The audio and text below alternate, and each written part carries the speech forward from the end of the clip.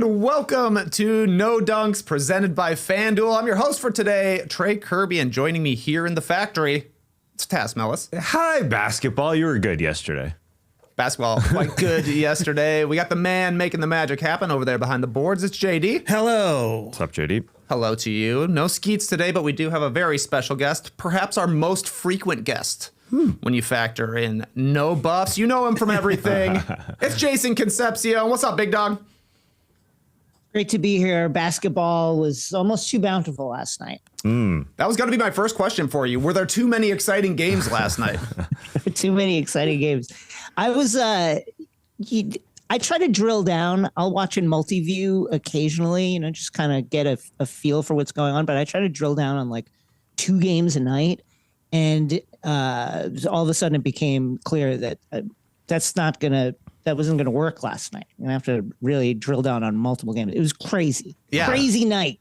Yeah, overtime I felt like was kind of becoming a scourge to the NBA last night. I couldn't switch over to other games when they were close because I got to see what's ending up here with Wizards Pistons before I can turn over to Cavs Heat, before I can turn over to see Wemby just destroy the Chicago Bulls. It was a bummer to have to watch all this basketball, to keep track of all these things. But we'll start in Miami. Heat got a midi from Jaime Jaquez Jr. late in the fourth quarter, forced overtime against the Cavaliers. In overtime, it looked like Miami had Cleveland beat until Donovan Mitchell grabbed an offensive rebound, hit an amazing 3 from the corner, tie things up with 0.4 seconds left.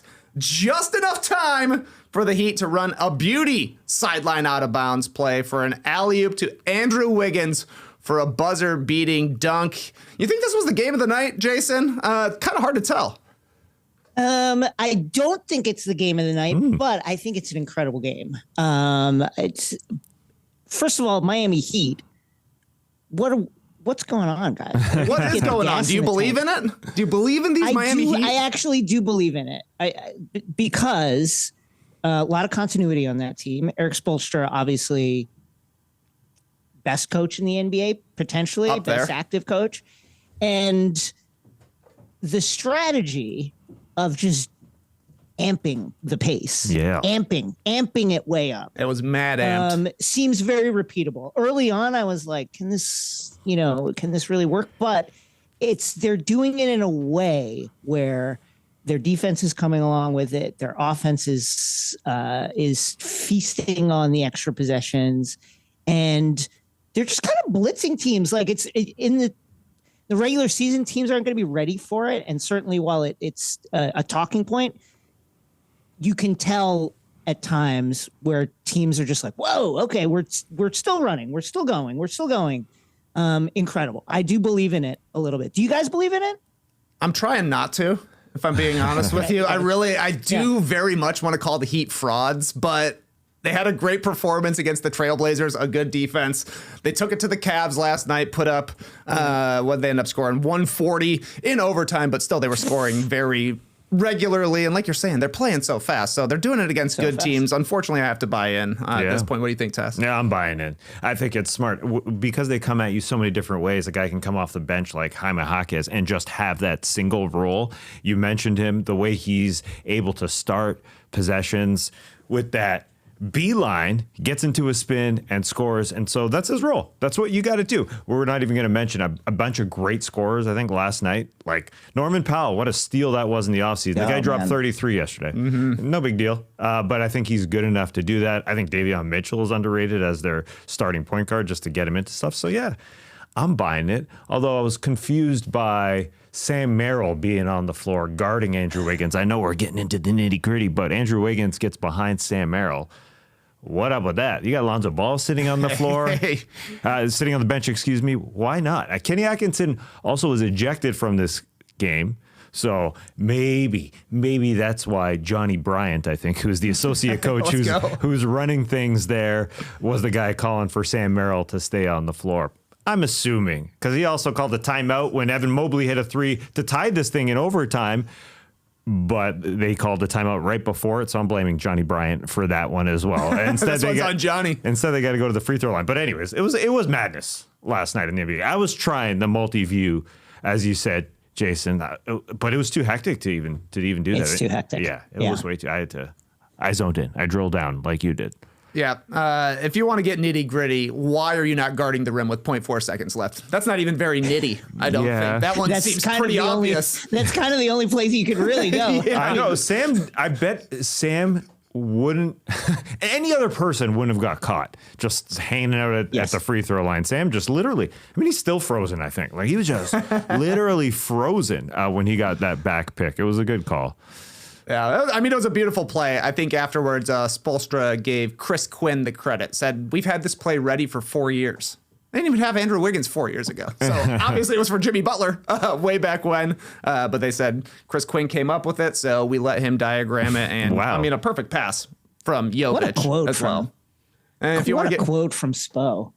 Yeah, exactly. Yeah. That's why he's one of the best, man. He empowers everybody, not just his players, but also his assistant coaches. Kenny Atkinson, you should be doing the same with Johnny Bryant. Hold Johnny Bryant to a higher standard. Say, put a taller guy at the rim. Put a taller guy at the inbounds position. Either of those, and the Cavs probably win this game. But on the other side of things, 4 straight wins for Cleveland before last night's loss. Do you buy that the Cavs are actually a threat in the Eastern Conference? Because, look, Jason, we know you're a Knicks fan. These are two teams that could be button heads. How you feel about these Cavs? The Cavs are obviously a threat in the East. The kind of decimated and discombobulated East, where it's unclear, after, say, top 3, like who's really going to emerge in what position. But Mitchell has been ridiculous in this early part of the season, and they just have the continuity. They have a good coach. They know how they play. Mobley's getting, despite early season wobbles, is getting better and better, and they're a very good team. They're a very good team, very dangerous, with just can explode on you in a second. And Mitchell is a stud. He's a stud. He's so good. He is a stud. I think that guy that you mentioned, Evan Mobley, as he's getting better here, is the key to this team. He needs to be relied on way more. They've got to go to him more. He looked good in the end of these 4 quarters. He was awesome, hitting that 3 in the block, but it's all up to using him in those clutch situations. Now, Darius Garland got hurt in this game. He left, came back, then he left again. It's that toe injury that he had surgery on. It seems like that same thing that's going on. Is that the factor? At this point, I don't think it's that important. I think it could be a bit of a blessing. Give Mobley the ball. I think he needs it more in crunch time. I agree. Give Mobley the ball more. He's certainly showing that he's got more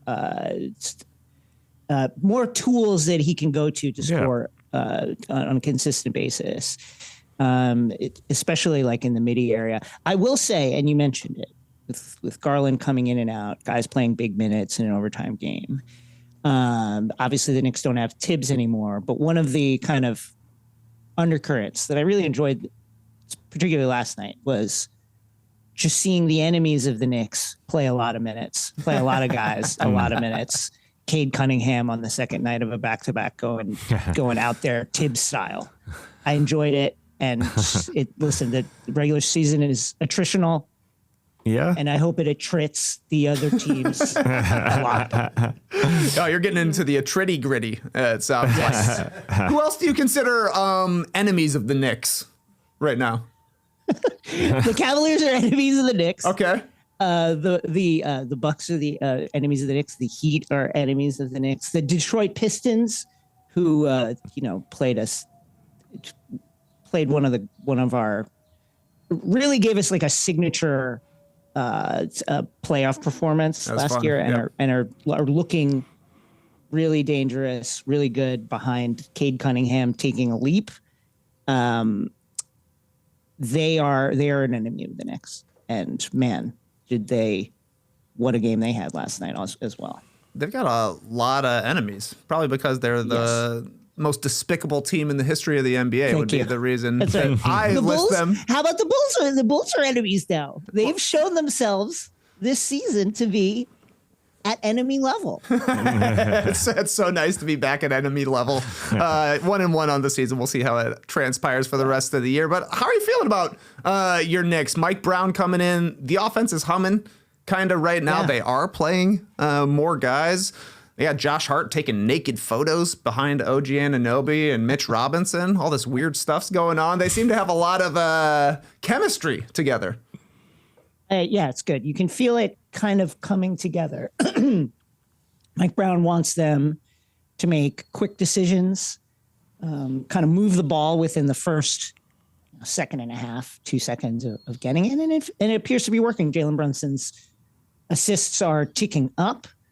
And the whole team feels like it's beginning to kind of like understand where they can get their shots and the flow of it. You mentioned Josh Hart, who's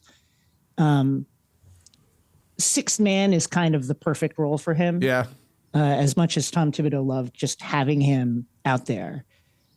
He's currently out there with nerve damage, but playing through it and hitting shots and doing all the little things in the perfect amount of minutes, I feel, for his effectiveness. And you mentioned it, like you need depth to really go deep into the season, into the postseason, and really kind of make an impact. And the Knicks are steadily figuring out which guys can contribute on that level, and it's good. It's been heartening. 4 wins in a row. Last win against the Nets, not a team that you should crow about beating, but I'll do it anyway. Hardly an enemy. And yeah, not an enemy, but you enjoy beating them. I certainly enjoy beating them, as I feel like in my head they are.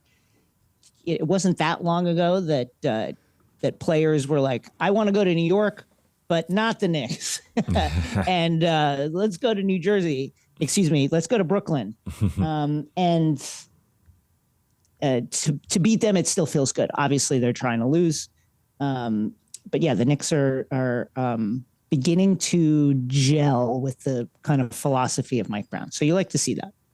Yeah, it was I feel like a little bit of a wonky first 2 weeks, but now they looking good. Yeah. And they look like they have changed from last year. So good stuff from the Heat and the Cavs. You said, though, maybe not the game of the night. I assume you're talking about last night's other overtime thriller as game of the night. Pistons rallied from 11 down with 4 minutes left in regulation to force OT on a huge corner 3 from Dennis Jenkins. Detroit wins in overtime. Cade finishes with 46 points on 45 shots. This was your game of the night, you think, Jason? It was. Listen, I think entertainment-wise, clearly Heat Cavaliers were better. Was more entertaining. But in terms of like a team gritting out a win, this was my game of the night, because I'm watching this game, and the Wizards were up by like 10 in the third quarter, and I saw flashed on the screen Cade Cunningham, 27 points, 10 of 30. And I went, wait a second. Cade Cunningham is taking 30 shots and there's 4 minutes left in the third quarter. Let me really drill down on this one. And just a gritty, like a real grit, like we could lay down and lose this one. But Cade is just like, no, we're gonna win this game. I'm gonna jack it up. I'm gonna play 46 minutes or something on the second night of a back-to-back, and we're gonna win this game. And they did it. And it showed me something about this Pistons team that is like, they are dogs. They're absolute dogs.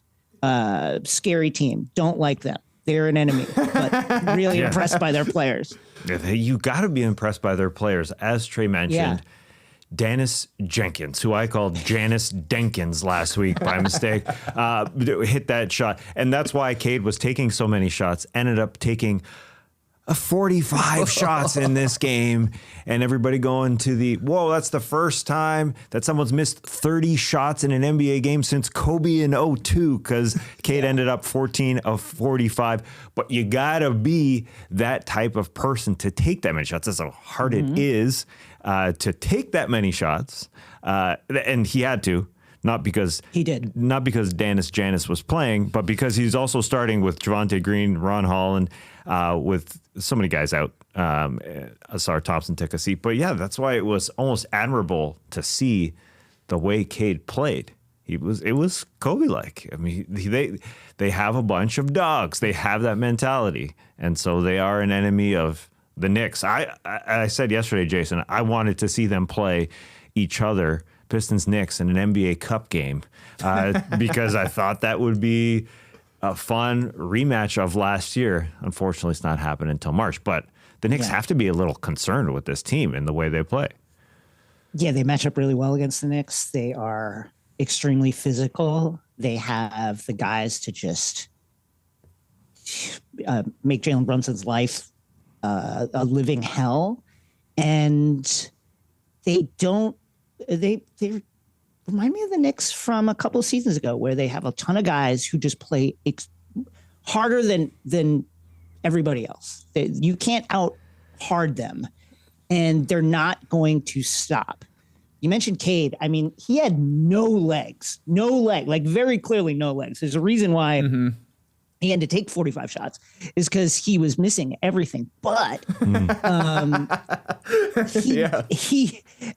I mean, you mentioned the kind of like lack of scoring, but Duren was good. Javonte Green was okay, but like not guys that you're like, okay, give them the rock and let Cade take a break. And he just needed to keep digging. I think he missed 9 threes. Yeah. 18% from 3, but he needed to do that. It wasn't just like a jacking it up. He needed to keep digging like that. And so with a guy like that as the backbone of your team, and Thompson there, Duren's going to be good. They're a scary team on the rise. He easily could have sat out after getting injured with 4 minutes left in the fourth. He went and helped out to stop a great play by Cam Whitmore. He fell to the floor and he limps off as Cam Whitmore tries to stand over him and tries to say, I just scored on you, kid. The guy's freaking injured, man. You don't got to stand over him. And he limps off, and he could have easily finished on the bench, but he comes back in to help his team.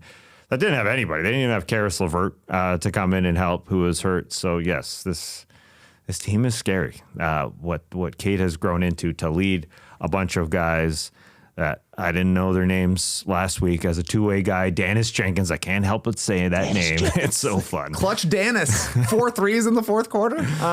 We did call his game. College Park Skyhawks versus Motor City Cruise. Once upon a time. He was cruising, man. Yeah, he had monster shots in this one, including the one in the corner there where his heel is a millimeter from being out of bounds. He wasn't even expecting to catch the ball. He's just like hanging out there. They chucked it over to him, knocks it down. Duncan Robinson made a big one in overtime as well. I think admirable from Cade to take 45 shots. Like, it looks ridiculous. 14 for 45. But it's like Dion Waiters said, he's like, I'd rather go 0 for 100 than 0 for 9. It means I'd never stop shooting. When they flashed that 10 for 30 with legitimately 4 minutes to go in the third quarter, I thought that can't be right. No, that's not right. That's 2 games combined. That cannot be right. I will say shouts to the Wizards. They have some nice pieces. I watch them too much. They'll get that second win at some point. Yeah, they will. Shouts to CJ McCollum, 42 points, but then he seems to get old very suddenly in every single game. And when this team figures out how to throw Alex Sarr like good passes where he can score, they will go up a level. But they don't know how to do that. Keyshawn George threw him a crazy alley-oop at one point in this one. Just threw it over the backboard, basically. Yes, Keyshawn George knows how to shoot, does not necessarily know how to throw the best passes, and you can say that of a lot of their team. Chris Middleton, 26 minutes. That's probably the altitude, the top altitude of minutes for Chris Middleton for the season. But they have the Wizards, they are primed, in my opinion, with when a playmaker arrives on that team. Bub is good. Kispert they have a lot of guys that are like, you could see being impact players on good teams one day. Kispert, Bub, Sarr is legitimately good. Keyshawn George. I think Trey Johnson will be good. When they gel a little bit and they get somebody like that can just like get guys the rock in their spots, I think they can have a Pistons-like turnaround one day. Not today, but one day. No, but that's why it's good that they're actually still losing these games, because I'm with you. I feel like they have all of the role pieces.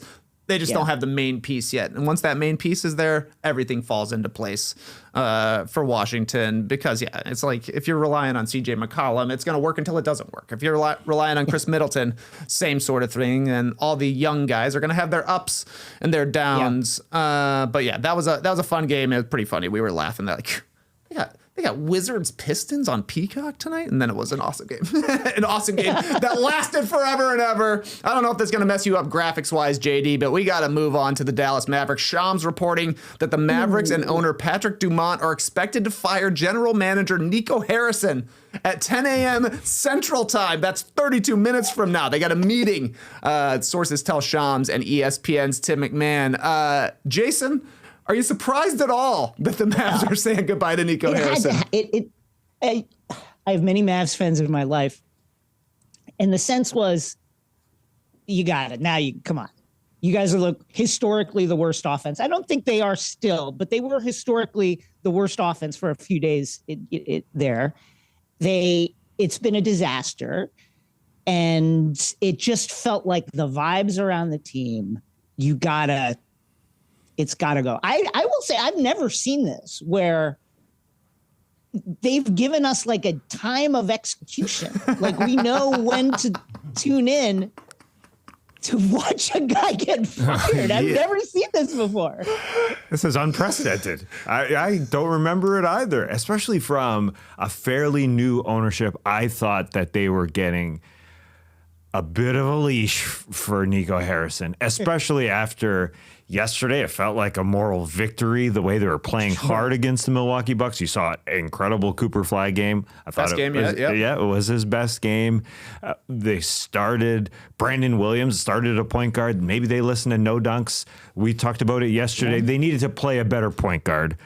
So that's why I am surprised. That being said, from the fans' perspective, they wanted this firing real bad. Yeah, they're like, this is too late. 11 games, we've waited long enough. Well, PJ Washington went to the line in an attempt to tie the game. First free throw, he hits it. Second free throw, the arena is quiet. He misses. The fans realize, we're going to lose this game? Oh, yeah, let's just do it again. Fire Nico! All of a sudden, they just wanted it done. And yes, the vibes are just extremely poor. I'm just shocked it wasn't handed down to Jason Kidd to be axed, even though he got an extension. That the vibes around the locker room, he is in charge for. So that's why I thought it would be him rather than Nico. Yeah, and like the players are having to answer questions about fire Nico chants and post-game afterwards, right? Like PJ Washington was asked about it. Daniel Gafford was asked about it. And they're like, yeah, you do hear it. It kind of wears on you a little bit. And that really doesn't have anything to do with them. They're not the ones who are choosing the players. So with the way it went down last night, it was looking like he was going to stick around. But then they blew a lead. They blew a fourth quarter lead. And literally fire Nico chants may have had an effect on the game and the loss with PJ missing him at the end there. But is this just like the biggest disaster that could have possibly happened to a franchise that went to the finals, 19 months ago at this point? Jason, what are you feeling about the Mavericks? I mean, obviously this is not an unexpected move, but still pretty crazy to fire your GM 11 games into the season. It's a historical disaster, like a history-making sports disaster. And I will say that for Mavs fans, it is it's a story that defies like the cycle of news. Usually, especially during the regular season, stuff happens, guys get traded, things happen, but it's like after a week or two, it's done. Again, I have Mavs fans in my life. They have never stopped talking about it. They have never stopped ruining the trade. They've never stopped wishing Nico would get fired. They've never stopped talking about all the ways that it's hurt the team, that it's hurt them emotionally. And that is, I've never really encountered a situation like that. That's unique. You know, as a Knicks fan, there's been a million things over the last 2 decades where you're like, oh my God, the Bargnani trade, the Melo trade, the Raymond Felton gun trade stuff, like a million things. But after a while, it's kind of over, you know, whether it's 3 weeks, a month, the whole half of the season, but then it's over. This is not going to be over anytime soon. Mavs fans will not stop hurting about this. Certainly the Lakers are not helping things with the way they're playing. And it's just that AB of the Lakers overkicking their apparent coverage as, you know, as they're putting together a season that's surprising. And the Dallas Mavericks just being like a smoking crater with Clay being sent to the bench, his shoulders slumped, Anthony Davis, you know, empty-eyed from the sideline in street clothes, looking for anybody that can give them 5 minutes at point guard. It's just bad. It's terrible. It's awful. They're never going to give it up. I'm a Bulls fan, and they booed their GM's widow 30 years after the fact, and that was after winning 6 championships.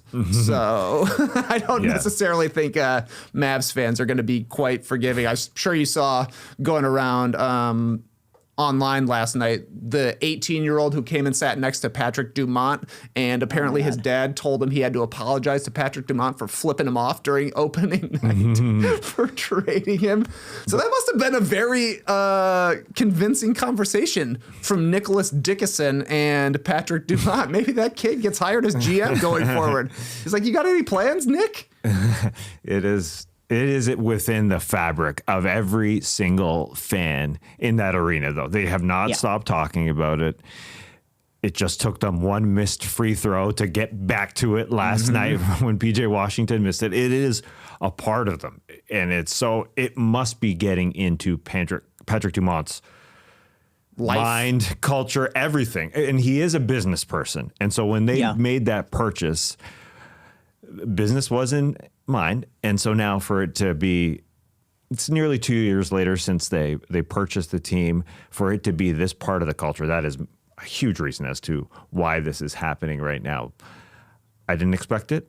I don't know what's going to happen at that press conference. Can you see anything that will happen at this press conference, Jason? Do you see any prediction here that's going to happen? It is a stay of execution from the governor. I think if they have some sort of like webcam in the room, camera team in the room as Nico enters, sits down, and then Patrick fires him, I think that could help maybe dispel some of the demons for Mavs fans, and give them some sense of closure. That's good. But good. I don't really see anything. And I think what's really notable too about these games, particularly last night when you mentioned Cooper having his best game, and not only his best game, but having some like moves where you're like, that will be on the career Cooper Flag highlight reel. Like some of those spin moves down the stretch. Yeah, big bucket on Giannis. That was sweet. Big bucket on Giannis to tie it, I think.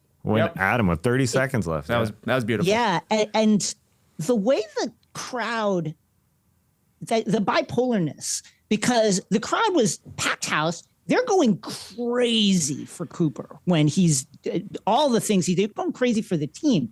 And then as soon as it goes bad, that passion flips. Those are fans that love their team and are just extremely hurt. And I don't think that hurt's going away anytime soon for years and years and years. Yeah, it's true. It's true. I was on their side. I thought Jason Kidd is calling plays for Cooper Flag. With a couple of minutes left, he got a switch on Ryan Rollins. Oh, he's smaller than him. Yeah, maybe we should be running more of that stuff. And then going into the body of an all-time great in Giannis Antetokounmpo with 30 seconds left, I thought, this is it. They are turning this thing around. It sure felt like they beat the Wizards on Saturday, that this was starting to happen. But no, that was quick. And I guess Patrick Dumont had made the decision before this game against the Milwaukee Bucks that they were firing Nico Harrison. It didn't result as because of a loss. There was a ton of reports yesterday from like Mark Stein, Tim McMahon, Tim Cato, basically everybody saying the seed is on fire right now. And then, they got off to a lead and blew it. And and then Nicholas Dickinson sat down and said, you got to go. You got to get rid of this guy. Not to relitigate, but it is crazy as you start to think about the details. They traded a generational guy who's at worst the fourth best player in the NBA. At worst, at worst. For a injury-riddled 32-year-old. And that you're essentially marrying your team window to that age profile, to that injury profile, pairing him with Kyrie, a guy who's also struggled with injury throughout his career. You essentially turn the team into a win-now team. And you're not winning now. No. And you, by all appearances, you will not win now. Now there's $100 million on the bench, right? That will appear soon, and the team will get better. But it certainly does not seem like a team that you can look at and think, okay, we've got, we can just assemble some pieces. You don't have time to assemble pieces. So it's a disaster. It's crazy what a disaster it is. It's insane. Yeah, literally Patrick Drummond is like, we made a big time mistake and it was 9 months ago and we're moving on. I wonder, will they trade Anthony Davis now? Because Anthony Davis was like a Nico Harrison guy, right? I think this is a precursor to a trade of Anthony Davis, right? Because maybe Nico wasn't going to do it. I don't think there was a world in which Nico would agree to do it. So I think that I would expect clear the decks and let's rebuild around Cooper Flag. That just makes sense to do basketball-wise. Yeah, that makes sense unless you're the guy who traded for Anthony Davis, in which case you can't do it. But that's just unbelievable. An unbelievable 10-month run of things that have happened to the Dallas Mavericks. We had a lot more stuff in here. We can get to it really quickly. Boring regulation game. Desmond Bane hit a 27-footer. Longest buzzer beater in Magic history. Nobody cares anymore. Rough start for the Magic, but you think they can turn things around going forward here, Jason? I think they just need to figure out how to score. I mean, this is not a unique take. Everything is too hard for them. If they're initial action does not result in a score, then they're just kind of looking around like, how do we do this? How do we do this? How do we do this? It feels like there's a level to be unlocked and they have too much talent on that team to not be better than they are. Yes, I brighter days I would expect to head for the Magic, or we might see a seat heating up over there. Definitely true. It is so odd watching Paolo Banchero and how talented he is. Fly under the radar for sure, but he missed 3 free throws in the last 12 seconds of this game, and he is just not morally, physically, mentally all there. You could see him in press conferences the day before leading into this game. He's just not right. But the Magic, and shout out to Jamal Mosley, and we're naming coaches, we're naming assistant coaches, but he had 2 timeouts saved for the end of this game, and they came in handy for Desmond Bane, who might be saving their frickin' team after throwing the ball off Onyeka Okongwu. He spiked it off him, and now with this game-winning shot. I mean, the Blazers had an inbound alley-oop with 10 seconds left in this game. Beauty. And that was awesome. But it's going to go under the radar. And maybe Desmond Bane helped turn this thing around for the Magic. As Jason said, they need to be able to score. And they have so much talent on that freaking team. There's a lot of joy in their faces when that Bane shot went down. I think it was his first made 3 of the game, but they were letting him initiate a bunch of the offense down the stretch. So maybe things change going forward, but they did basically blow a 9-point lead within a minute. Yes, they in did. the fourth quarter because it looked ugly as well. Another team that blew a lead, the Chicago Bulls. They got Dom Toretto'd in this one too soon. Wemby back-to-back threes. Second one had Vooch stumbling and bumbling. How high on your ballot would you have Victor Wembanyama in the MVP race right now, Jay? Remember sometime last week when it was like, oh, league figured him out. Yep. Suns figured him out. 9 points against the Suns. They figured it out. And maybe not. Yeah, I would have him high up. It's absurd what we're seeing. And he had some stuff against Vooch and against your Bulls in general where you're just like, Jesus Christ, what can you do? When a 7'5" guy pulls up in your face, what are you going to do? What are you going to do? When a 7'5" guy does like some Steph Curry around the perimeter type, put you on skate stuff and then pulls up, I don't know what you can do about that. And that's when he had the slight dip last week. Teams are putting smalls on him, kind of meeting him earlier to try and get the ball out of his hands and make him, be a playmaker. That kind of worked. Get him in foul trouble against the Lakers. That kind of worked. But the answer, and I think he unleashed the answer against your team, it was like a more aggressive. Take more shots deeper to spread it out. Like, I'll be the space maker. And it's terrifying watching him. I got to see him in person last week, and you can't compute it. It doesn't make sense. It's crazy to watch NBA players, the tallest people on earth, react to the height of a guy. Be like, whoa, look at the size of this guy as he moves around. It's unreal. I mean, where do you have him on your ballot? Like maybe third at the lowest. Like, SGA is still up there. The Thunder are rolling right now. He's scoring 35 every single night. Luka is in the mix, and then Wemby is right there. He's clearly the best defensive player in the league. He's got this 95 game streak right now with a block or more in a game, and it was hilarious. Some of the blocks he had against the Bulls. Like, Vooch snuck in a floater on him in the third quarter, so then he tried it again in the fourth quarter, and Wemby blocked it to Atlanta. Pretty much. He just tossed it completely out. I also think he shoots 100% from three after he blocks a shot. Like, after he blocks a shot, he's like, I'm going to take a three on the next possession, and it always goes in. And he blocks a lot of shots. So it adds up. But that was, he just dominated. And the Bulls have lost 3 straight games. And it's been Donovan Mitchell dominates the fourth quarter against the Cavs. Giannis dominates the fourth quarter against the Bucks, and then Wemby last night. Turns out you have to have a superstar on your team to win these games. Good way to get it is drafting number 1. I don't know if the Bulls are going to get there. Anyways, that was cool to see from Wemby. Yeah, those back-to-back threes that he hit with a minute left. He just said, this is mine. He just walked into one, and then he made that dribble move, as you were talking about, Jason, that like he just danced with it. All right, I'm doing it again. And I think one was off the block. You're totally right about just the confidence in this guy. Once he gets something going, it ain't fun. And there was that same thing. I think it was the Bulls broadcasters who were watching him stand beside Nikola Vucevic who were saying, oh my God, he is large. Yeah. He made Vuce look tiny. Vuce looks like a guard out there, and he's 7 foot 280 or whatever size he is. Hilarious. Very fun. Very fun. What else do we got? Grayson Allen scored 42 points last night. He hit 10 threes. completely overlooked.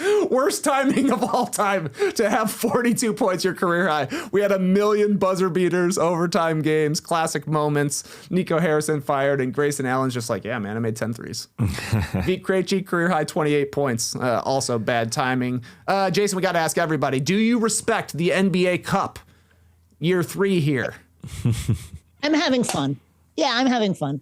I do respect it. I not ironically would love the Knicks to win it, starting off with a loss against your Chicago Bulls. Not a great way to do it, but I do like it. I have some tweaks that I would love. I think it's a little too early. I think it pops up maybe 2 weeks too early.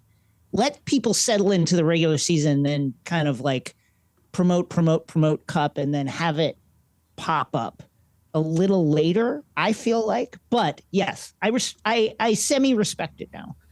And you'll respect it a lot more if the Knicks bring it home. I 100% would respect it. Then it's legit. Then I'm like, you know what, guys? Hold on. I've come around. This is big time, actually. Wait a second. I'm having fun. That's all it's about, as Jason said. Yeah, that's what we're here for. We're here for November and December fun when watching NBA basketball, and it's become more fun. Some people hate the courts. I get it. They're a little egregious. They're a little much, but we're all having fun watching November, December games. I'm having fun. Yeah. Also having fun with Survivor 49. Who do you like this season, Jason? Oh, my God. Wow. You know what? I don't know that there is a leader to emerge yet for me, but I will say it's been whenever this is like a Survivor tell that things that you're going to watch an episode that maybe is not like the best episode of Survivor. Whenever something like the sea snake bite happens, where it's like not necessarily in the flow of the game. And of course the show has to cover it, but then they keep covering it. Like it goes, they're spending way too long on something like that. That's how okay, not a lot happened gameplay wise, but gameplay is starting to happen now as the teams have merged. I think I'm feeling good now after last episode where you started to see machinations, people playing in a way that feels tactical and strategic. It's not just making a move to make a big move, but it's making a big move to try and do something. I'm not a fan of 3 tribes, and that makes the early part of Survivor tough for me. I feel like, and it happened this season, what ends up happening is one team just gets dog walked. Yeah. One tribe just gets dog walked, and it's not, I don't think, the most compelling kind of Survivor. I want to see more back and forth. So now that we're in a more settled state of the game, I like it. As for front runners, I don't know that I have anybody yet. What do you guys think? I like Sophie B, but that's just because I picked her preseason and she seems to be doing okay so far. But I'm with you. It doesn't feel like we have necessarily the winner edit out there yet, or somebody that you think is going to absolutely be the victor, the sole survivor at the end. But you're totally right. The 3 tribes makes for pre-merge can sometimes be a bit of a snoozer, but it's a great time to get in. Now we got to the merge. This is like we've moved on from the group stage of the cup to the knockout rounds. It gets a lot more exciting. Last thing I want to ask you about, Jason, tell us a little bit about Offside, your new venture. Oh, Offside is a sports app, a social media sports app that I'm consulting for, that I'm helping create along with some other creators. And the goal is to just make to kind of unify some of the fragmented experience around following sports. I think we've all had that thing where it's like a game just ended and maybe you're out to dinner and you couldn't see it. And so you want to see the highlights, but you got to wait for the highlights to come up and the gamer is not up and you're trying to find the stats, but they're not posted yet. And you'd love if one of your YouTube people that you follow, team-centric YouTube people, would put up something, but it's not up yet. How do you go one place to find all the things that you want to find out about games that just ended, about upcoming games? That's what Offside seeks to do, to make it easier for creators to create stuff and make it easier for fans of teams to find the stuff that they need. Yeah. And last night was the night to do it. And the breakdown. Dude, last night was the night. Yeah. Last night was the night. Yeah. Andrew Wiggins' alley-oop was broken down by Mo DeKeel, frame by frame, step by step. And that's the thing that, people need more of. Yeah. I think if Alex Caruso knew of Offside, or if he knows of Offside, he would celebrate it, because he was the guy that said last year, people just need to, appreciate basketball again. And that's what these plays are. That's what it's about. It was fun. Yeah, you got some great names working alongside you too. Kofi's there, Mo, like Taz said, Anthony Irwin. Yeah. I'm sure Kirk, serious face, Kirk Henderson's going to be going nuts with the Nico news. Oh yeah, he's going to be big mad. Going to be big mad. That's at Join Offside, right, is the handle on socials. Jason, thanks so much for joining us, man. This is really fun. Good to talk hoops with you. Thank you so much for having me. Take it easy. All right, we're going to play a short round of Say What after the break, but first, ads. The NBA season's a grind. We are grinding games every night. Oh yeah, schedule's packed. That's why I am fired up about the new Peloton Cross Training Tread Plus, powered by Peloton IQ. Peloton IQ plans your workouts, tracks your progress, even corrects your form. And with the swivel screen, you can go from a ride on the bike plus to a quick yoga stretch or ab workout in seconds. Jess Sims is back. She had 2 weeks off. Okay. She's out there working hard. She's out there grinding. But I've been mixing it up with Dennis Morton for yoga, Alex Toussaint pushed me on the tread, and Emma Lovewell always crushing it with the core. Let yourself run, lift, flex, push, and go. Check out the new Peloton Cross Training Tread Plus at onepeloton.com. The NBA is biggity back, baby! And FanDuel is your home for live betting. So even if you missed the start of the game or want to ride the hot hand, FanDuel has live bets on everything from who will score next to fourth quarter comebacks. Must have been a crazy night on the app last night, Task Mellis. Comebacks galore. You can even combine your live bets into a same game parlay for a shot at a bigger payout. However you want to play, now is the perfect time to join, because FanDuel is giving new customers $300 in bonus bets if your first $5 bet wins. Just visit FanDuel.com to sign up today. Play your game with FanDuel, official sports betting partner of the NBA. Back with no dunks. It was fun talking to Jason about all that ball. All that ball? Breaking news? We're 8 minutes from the final meeting of Nico Harrison's Dallas tenure. Yeah, I was going to make the call. I thought about texting everybody here and saying, should we just drop Say What and just watch this Nico Harrison press conference live here on No Dunks? I mean, we will probably be reporting on it yesterday, but first we got to get to that Say What, because it is a classic No Dunks. Let's get to it. What? Say what? What? Say Hey. Say What is a segment where we will recite a conversation that two NBA broadcasters had, or maybe they didn't. We might be making it up. So, Trey, you are going to tell JD and I, who will be acting these out, if it's real or not. Our first one is the Pelicans, Joel Myers and Antonio Daniels. They're playing the Charlotte Hornets in this particular scenario. I will be Joel Myers and JD will be Antonio Daniels. Yeah, he's playing high percentage above the rim. He's got 13 points. So that's his 6th dunk. He's 5 of 6. Make it 6 of 7 overall. Oh, spilled some ice on the floor. Spillage is better than shrinkage. 3-point game, minute 35 to play. Where did that come from? Where did that come from? What does that have to do with... I'm setting you up. I'm setting you up. What does that have to do with anything? It's just... You've got some serious issues, man. Pels only down by 3, and it's been a strange third quarter. They got smoked to start the third. All right. Who's the guilty party over there? Those guys are having too much fun. Look at that group. Oh, man. The guys that had the spillage. You know what? I'm not falling for your banana in the tailpipe, Joel. I'm not falling for this. I'm not falling for this. Is that a skins and shirts game coming up? No, it's not. Nobody plays shirts and skins anymore, Joel. 50 seconds left in the third. You and your games with Dr. Naismith, those games don't happen anymore. Trey Man. And scene. That's the end of a conversation between Joel Myers and Antonio Daniels during a Pelicans broadcast where there was some spillage or some shrinkage, depending on how you look at it. What do you think, Trey? Did that actually happen? Did it actually happen during a game? Man, I was convinced it was real all the way up until banana in the tailpipe, and then it went into shirts and skins as well.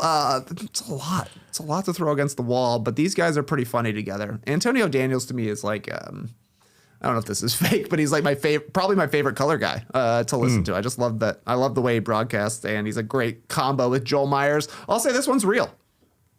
Is it real, JD? Is it real? Yes, it is. Yes, it is real. You called it. You called it. Let's hear the actual conversation between Joel and Antonio Daniels. Yeah, he's playing high percentage above the rim. He's got 13 points. That's a 6 dunk. He's 5 of 6, making 6 of 7 overall. Spilled some ice on the floor. Spillage is better than shrinkage. 3-point game. Minute 35 to play. Where did that come from? Where did that come from? What does that have to do with... I'm setting you up. I'm setting you up. What does that have to do with anything? It's just... You got some serious issues, man. All right, who's the guilty party over there? Those guys are having too much fun. Look at that group. Oh, man. Oh, man. And they look like they're in the gym a lot playing pickup. Those 4 guys that have the spillage. You know what? I'm not falling for your banana in the tailpipe right now, Joe. I'm not falling for this. I am not falling for this. Is that a skins and shirts game coming up? No, it's not. Nobody plays shirts and skins anymore, Joe. 90 seconds left in the third. You and your games with Dr. Naismith. Those games don't happen anymore. Yeah. It is surprising when you hear about it, even though I edited this thing out. It was just so good. We did it, I think, what played a part in you being skeptical if they jumped to the tailpipe and banana in the tailpipe was that we cut out like 20 minutes in the middle. So it did jump real quickly to shirts and skins. And yeah, we had to make it a little shorter, but you're right. Antonio Daniels is just on point. Joel Myers. I didn't drop into the deep voice Joel Myers, but you guys they're are so actually good. Perfect perfect matches, I think, for doing a Joel Myers, Antonio Daniels booth between both your voices. They sound very similar it didn't to sound him. too far off. And I also think Antonio Daniels is right. Nobody plays shirts and skins. I'll occasionally play a pickup game wearing no shirt, and people hate it. Nobody wants to be near me when I'm running around there with no shirt off. I don't know why. It's a good strategy, though, right? I mean, it's helpful. Yeah. Yeah, and you're slippery. I mean, I'm sweaty, so you just burn it off, guys. That's a good one. I thought I remembered the spillage versus shrinkage part, but no, it just keeps going. It did fly under the radar a little bit. Thanks to Sheehan Paris. Hit me up on the IG. So hit us up on No Dunks Good one. Instagram account anytime you find something that is hilarious like that. All right, our next one here and our last one. We're going to make this a quick one. This is the Hawks, Bob Rathman and Dominique Wilkins. So this is Hawks versus Thunder. I'm Bob Rathman. JD is the legend, Dominique Wilkins. 2 minutes left in the game. Quinn Snyder is clearing the bench. Caleb Houston making his season debut for the Hawks. We haven't seen him play yet, but I know he can't shoot. Well, that was a typo on my part. He can't shoot. That's my bad. It says can't shoot. Yeah, that's my mistake. Sorry. We know he let me redo it. Yeah, okay. We haven't seen him play yet, but I know he can shoot. We'll see if Quinn Snyder can set up a three-point shot for him. Nick, do coaches design plays for players in garbage time? I couldn't tell you, Bob. I never played in garbage time. I know he can really shoot. Caleb Houston joins Jacob Toppin. No typo there, thankfully. Caleb Houston joins Jacob Toppin and Folly Dante, Keaton Wallace, and Veet Krejci on the floor.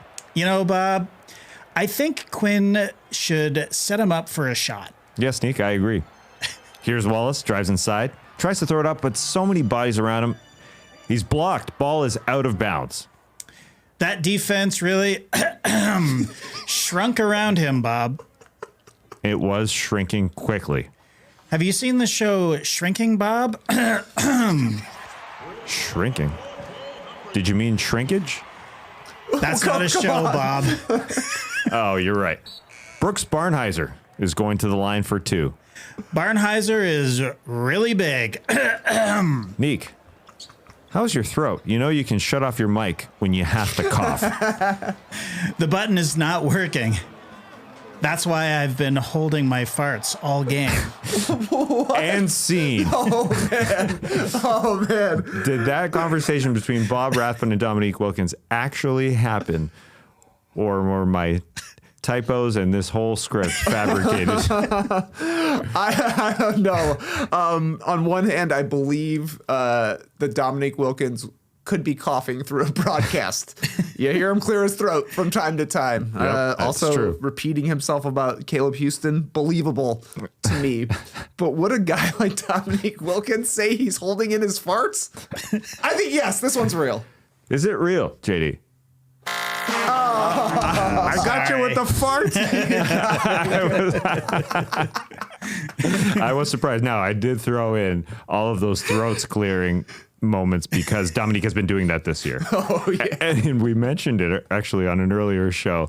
But then we did a callback with the shrinkage. I thought that was a bit of a reveal. Yeah. But like it's the right generations, right? To be referencing shrinkage. Pretty funny. Wow. Very, very good. The details. I didn't know to expect such detailed work getting the coughs in there because that sold me. Yeah, it was all the coughs. Very, very funny. All right, that was Say great What, stuff. Our fun segment here. Just a quick one. Just a quickie. Good. Just quick. Yeah, good. It works out perfectly with all this news. We got to get to watching the Nico Harrison press conference immediately after this game. But first, let's get to our pick'em. Yeah, another tough loss last night, Tassie. I was with you on the Bucks. They were -2.5 point favorites. They won. The Milwaukee Bucks did win in the Nico Harrison retirement match, but they only won by 2 points. And if I'm being honest, Yeah. Giannis had that dunk like 2/3 of the way through the fourth quarter where he missed the shot from the top, followed his shot, grabs the boards, went for a big jam, and missed it. That's what I blame. Oh, really? Yeah, because they had a lot of momentum right then. I feel like if he throws that down, it was maybe like a 5-point game at that point. That would have put him up 7, I think. I don't know if that's exactly right, but around there. And I think if he throws down that dunk, really quiets the crowd, maybe the Bucks go on to win this by a more significant margin than they did. It ended up being a momentum play the other way for the Mavericks. The fire Nico chance got to PJ Washington. That 2.5 point line was ridiculous. Only covered by a weird PJ Washington foul and going to the free throw line to hit that extra free throw. It shouldn't have even been a foul. That's why this line, it swung a little bit. We had it written as a closer line than 2 points. But yeah, when Giannis is scoring 15 of his 30 points in the fourth quarter, I thought it was over. I thought, oh, here they come. They were rolling. But the Mavs, this was honestly, I know it was a loss, but it felt like the best game of the season. I thought Nico would get another day. But nope, it's all over. So we got a big line tonight. Yeah, really big line. We don't use these quite often. Thunder at home to the Golden State Warriors have a 7.5 point favorite. And I guess I'm going to continue my terrible month. I'm taking the Warriors, thinking that they'll keep it close. Steph Curry definitely planning on being back finally after that illness to play the Thunder, who I assume will just keep them somewhat close. The Warriors will keep them somewhat close in a 7-point game. But you guys feel the Thunder, you and Skeets are taking the Thunder to win by 8 and more. Yeah, Thunder have started winning some games by big margins lately, and the Warriors are looking a little rickety to me. They haven't had a very good win in like the past couple of weeks. The first week of the season was their biggest week so far in my book. But that just kind of means they need to perform. So we'll see. We'll see what we get from Golden State, but I'm confident OKC can win this by 10 points or whatever. And they only need to win by 8 for a win for me and Skeets. We're both at 4-2. Tass at 0-6 right now. Ooh, baby. It's still early, man. It's only the second week and a half into the pick'em right now. Yeah. I still think there's time to come back. Thanks. Hey, man, you're welcome. You're welcome. We got the full squad back in the factory tomorrow. Going to be another busy Wednesday. No dunks, 10 a.m. Eastern. Bulls are back on playback, 3 p.m. Eastern. And we got Survivor tomorrow night. Yeah, we'll be jumping on playback tomorrow night too. Right. For a Excellent. little bit of fun because there's some great games. There's a playback, organized. Hey, let's make games accessible and affordable going on tomorrow night. So we'll get to that as well. Oh yeah, it's their big day. I forget what they called it, but it's a big day. For Yeah, I forgot too. Get the games out. That's what the people are saying. Get the games out. 5 straight losses for the Clippers.